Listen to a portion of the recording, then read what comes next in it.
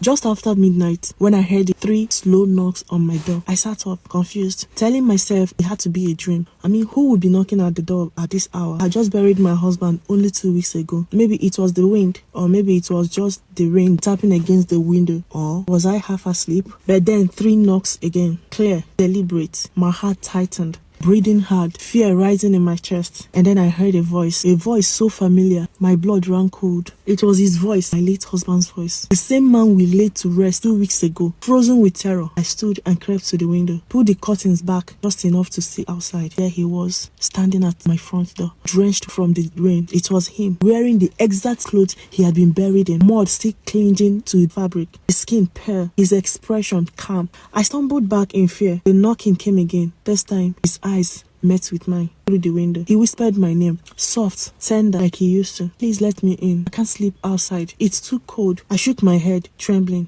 Dear, you're not supposed to be here. My voice cracked. He stepped closer. Please, he repeated, shivering. It's so cold. Please let me in. My hand moved towards the door handle, slowly, as if drawn by something beyond my control. Then a sound cut through the silence, the car horn blaring outside. I froze, confused, and again, 3 knocks on the door. But this time, it wasn't his voice, it was my mother's voice. Mom? I called out shaking. Yes, she said. Please let me in. I frowned. Why didn't you tell me you were coming? And why so late? She said her phone died and her car broke down on her way to my place, which was why she arrived so late. I didn't know what to believe anymore. My hands trembled as I slowly opened the door. My mother stood outside, soaked by the rain.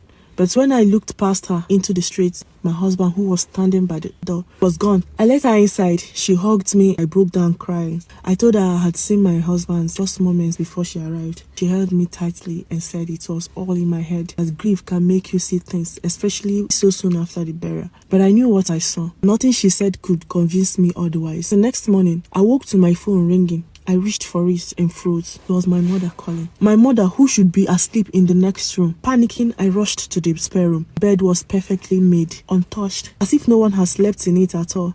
I answered the call. My voice was shaking. Mom, where did you go? She sounded confused. What do you mean? I said, you came to my house last night. You comforted me, held me. We talked about my husband. My mother's voice sharpened. No, I wasn't at your house. So tell me, who were they? Those 2 familiar voices, 2 faces I loved deeply. 2 people who should not have been standing at the door in the middle of the night. Who or what were they? Guys, what do you think about this story? Thank you so much for watching. I'll see you in my next one. Bye. Go to our YouTube channel, Solutions TV Arena, for your spiritual direction, for your spiritual solution.